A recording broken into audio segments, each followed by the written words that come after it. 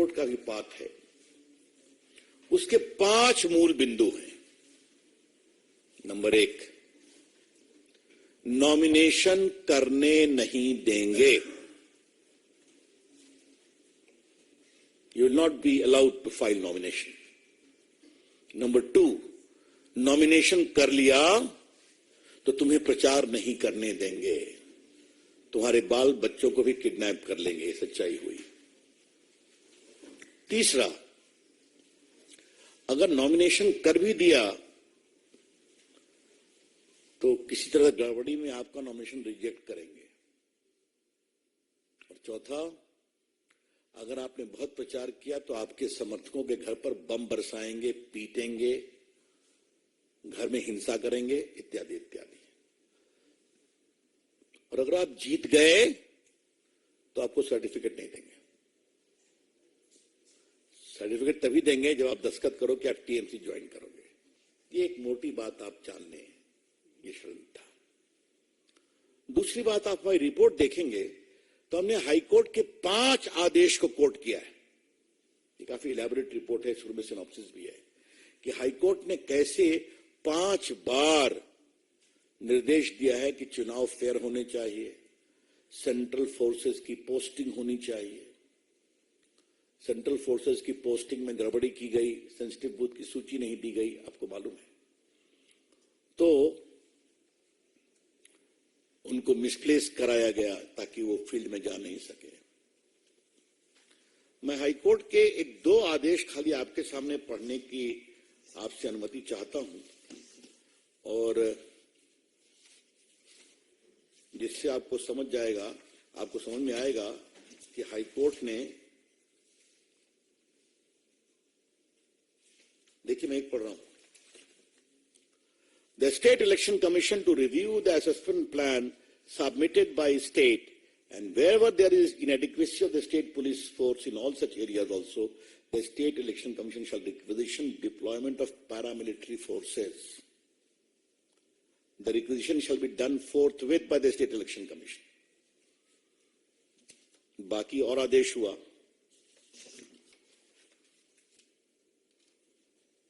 अब फिर देखिए, वो चुनाव आयोग सुप्रीम कोर्ट चला गया।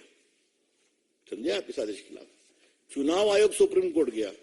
Supreme court, the order of the high court would not call for any interference in these circumstances, तो उसको डिसमिस किया गया। और ये देखिए, देयरफॉर वी आर, ये हाई कोर्ट का एक और आदेश है। Therefore, we have the view that such deployment of forces from other states to be in place on the date of polling and will not yield the desired result. Therefore, dehorse the number of police forces which may have been requisitioned for other state. The State Election Commission shall independently assess the requirement as observed earlier and should be honest and bearing in mind so and so forth. Constitutional obligation. उसके पश्चात फिर court का contempt भी हुआ। Contempt में भी उनकी जवाब, और देखिए कोर्ट ने एक और आदेश क्या किया, मैं आपको सुना रहा हूं, सुनिए। The state election commission is duty bound to preserve all records concerning the election including the CCTV footage and shall be solely responsible for the safety and security of all records. ये भी court ने कहा। तो court के इतने आदेश को हमने इसमें कोर्ट किया है। इन सबों के बावजूद इतनी हिंसा हुई, तो ये हमारे लिए बहुत ही पीड़ादायक था। कई लोग मारे गए, हम लोग उनसे मिले, हम लोग जैसा बताया नॉर्थ बंगाल भी गए थे, साउथ बंगाल भी गए थे, डिटेल्स इसमें लिखा हुआ है। लेकिन कई लोग जो मारे गए, उनकी विधवाएं जब हम लोग उससे मिलकर रोती थी तो हम सबों के लिए बड़ा ही हृदय विदारक दृश्य था। It was a pathetic scene for us. मैं कुछ नाम आपके सामने रखना चाहता हूं, और ये सारी फोटो, ये सब इसमें सब फोटो सब बाकायदे लगी हुई है। 10-15 फोटोग्राफ आपको हम बताना चाहते हैं, जो हम लोग गए थे, सब अस्पताल गए थे, बाकी जगह गए थे। अब मैं आपको बताना चाहता हूं कुछ चीजें जो आपके लिए जानना जरूरी है, और आज मैं आपके माध्यम से अपेक्षा करूंगा कि ये बात देश में जानी चाहिए। BJP candidate Madhumita Mandal was assaulted by TMC worker. हम उसके गांव गए थे 2 किलोमीटर चल करके। उसकी daughter in law Shweta pregnant थी। उसके ऊपर इतना हमला किया कि वो मेरे और रेखा जी के एकदम आकर के इतनी रोई, उसका घर तोड़ दिया। वो भागी हुई थी हमारी उम्मीदवार। दुर्गा मंदिर बूथ नंबर 125, एक 13 साल के लोकल बच्चे को फरसा से ऐसा मारा कि पूरा कट गया था उसका। उन्होंने सब देखा। बाकी दुर्गा मंदिर का उन्होंने वो भी कैमरा तोड़ दिया पूरा। सबसे तो आपको जानकर आश्चर्य लगेगा और दुख भी लगेगा कि बूथ नंबर 179 में शांतनु पात्रा, ये सब आदिवासी हैं, अति पिछड़े हैं। वो बंगाल तमिलनाडु में राजमिस्त्री का काम करता है। वो घर आया था वोट देने और राजमिस्त्री कुछ पैसे बचाया था और एक अच्छा मकान बनवाया। उसका एक ही पाप था कि उसने नरेंद्र मोदी की फोटो अपने बरामदे में लगाई थी। उसका घर तोड़ दिया, उसका फ्रिज तोड़ दिया, उसका टीवी तोड़ दिया। उसकी मां को इतना पीटा, वो रोते हुए हम लोग उसे मिली और उसने तो भाग करके अपनी जान बचाई।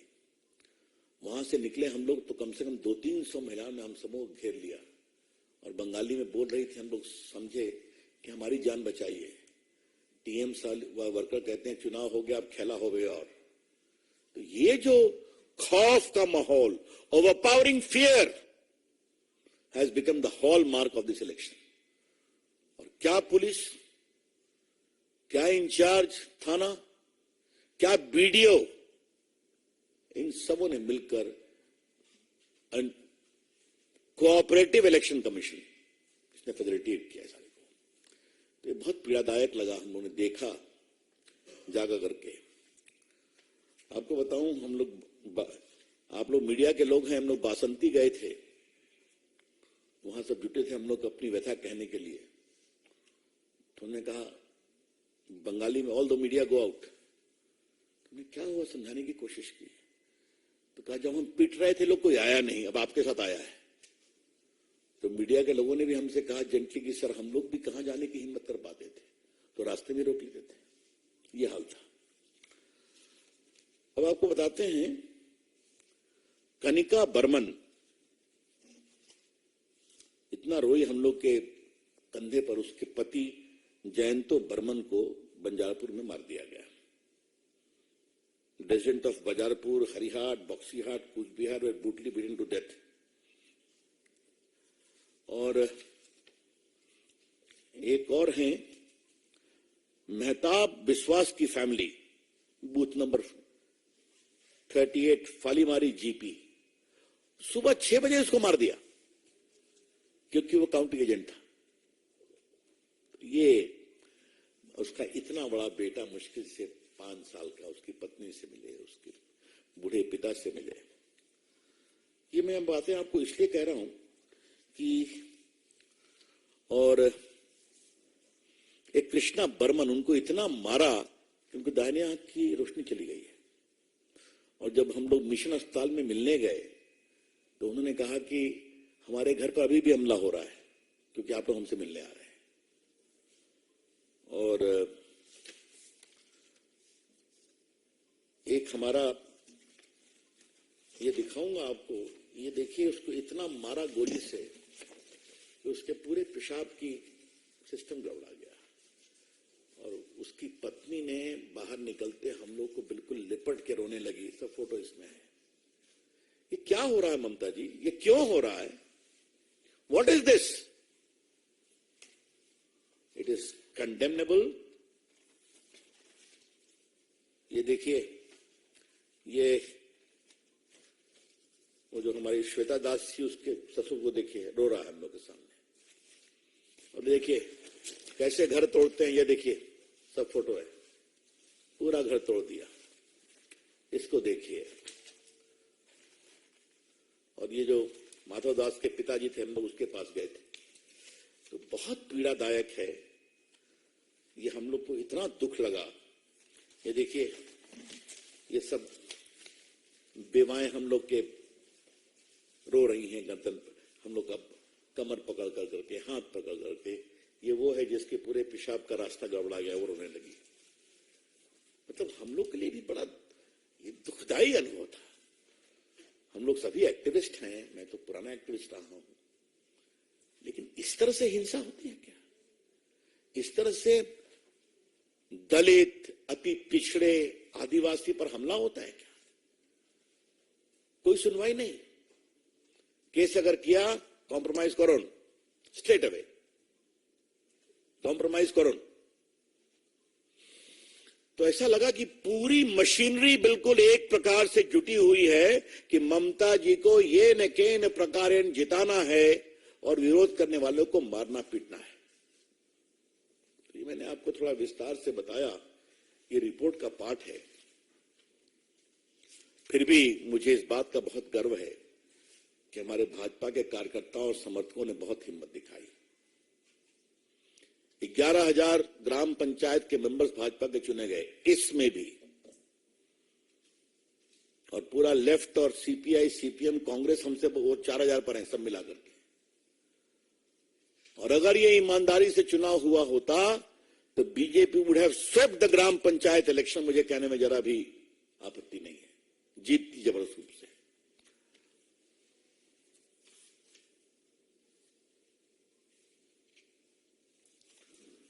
आजकल बहुत चिल्ला रहे हैं इन पर, मणिपुर पर। दुर्भाग्यपूर्ण है, सरकार कार्रवाई कर रही, आगे करेगी। एक आदिवासी हमारी उम्मीदवार के साथ बलात्कार हुआ कि नहीं हुआ, याद है ना आपको? उसके कपड़े फाड़े गए और डीजीपी ने कहा घटना झूठी है, और बाद में घटना सही हुई। जब हंगामा हुआ तो उनको स्वीकारना पड़ा कि कुटुंब को गिरफ्तार किया गया। एक और जगह समस्या हुई। आज सुबह खबर आई है कि 13 साल के लड़के के साथ रेप हुआ है। तो ममता जी, आप तो महिला नेत्री है ना, आपने अपने बंगाल को क्या